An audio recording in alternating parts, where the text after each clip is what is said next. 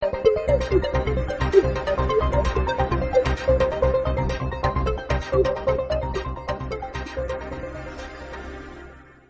Direction Social Strategies tips.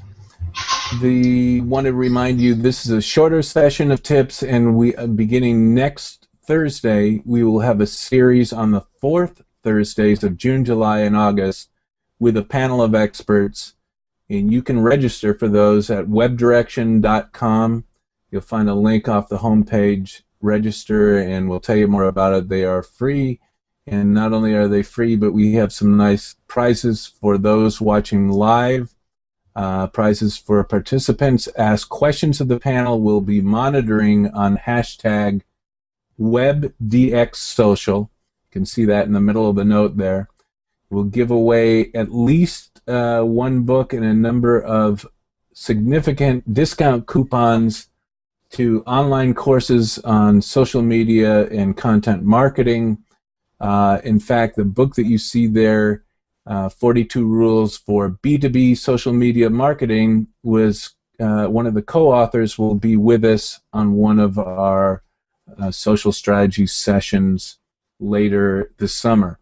So we'll look forward to seeing you there. Remember to register at webdirection.com. And with that, I'll introduce our Web Direction team that's going to give a couple of tips today. First of all, I'm Scott Frangos with Web Direction, the online marketing agency, and today I have Julie and Danette with us. They're on our team, and together with Wendy, who's out there watching, I think. Hi, Wendy. We will be giving tips weekly, and we'll put them up on our YouTube channel and also blog posting. The four of us team up for clients and for our own agency with a focus on the big four networks and others, and so we're actively working in social media on a weekly, if not daily basis. And with that said, we'll go to I'll go to my far left and invite Danette Shepard-Vaughn to give us her social media tip of the week. Danette. Hello, everyone. How are you? I basically am going to talk to you today about Facebook. That's my niche for the company, and I know many people use Facebook for business purposes, and it's a great way to get your brand out there, to get your name out there, but you have to know how to use it effectively in order to see the most return. And I'm going to talk to you today quickly about 4 easy steps to implement, marketing strategy on Facebook. The 4 goals that you want to set goals. So in order to know if your investment in Facebook or other social media is working, you have to write down some parameters. Let's say to increase your overall exposure and awareness, for example. So set your goals. That's the first thing. Another thing you want to do is to create a loyal, engaged community, and the way you do that is through your posts on Facebook and things of that nature. There are a lot of programs available, which we'll talk more about. Like us on Facebook and stay engaged with us. Join us each week here so that you can know all there is to know about taking your business to the next level. The next thing, you want to quickly do your research, which means identifying your target audience, what pages they spend their time on, and then you can, take a little bit from a lot of different places to best engage your audience. And then you want to set up the Facebook experience for your guests, for your visitors. What are they doing, involving with you, interacting, etc., etc. And last but not least, technology is wonderful when it works. As I said, there are a lot of insights that Facebook offers itself or that you can find in progress. What posts are working, what people are engaging with, what they're not engaging with, and make adjustments accordingly. So I hope that you'll like us on Facebook and join us here weekly. You can find out a little bit more about what I'm talking about here. There's not enough time to really get into it, but if you want to take your business to the next level, this is the way. I look forward to seeing you. Bye-bye. Hey, thanks, Danette. I really like that tip because I've seen a lot of people just dive into social media and they haven't set goals. So if you don't set goals, how are you going to know how well you're doing?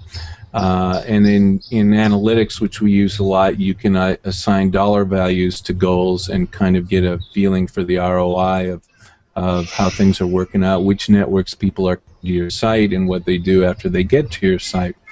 So that's great. I thank you a lot for that. And Danette's with us, and he has a concentration on Facebook, but she certainly knows a lot about all the other networks too. And just a little personal note about Danette.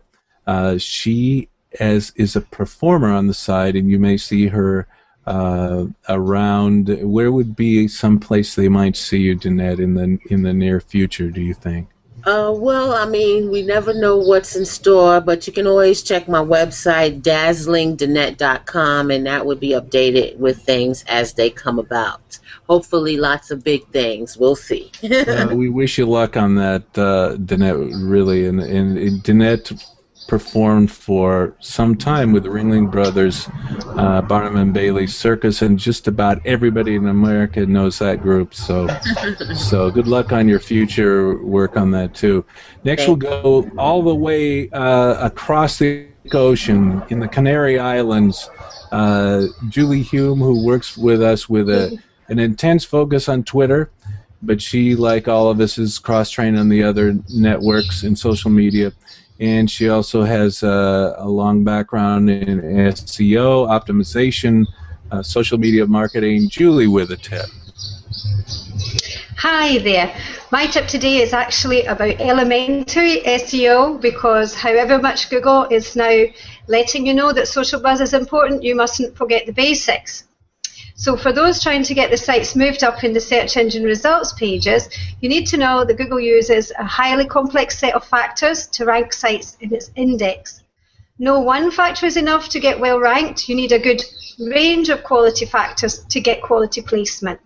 Some ranking factors are more important than others. Of course, your content, concentrating on your content comes first.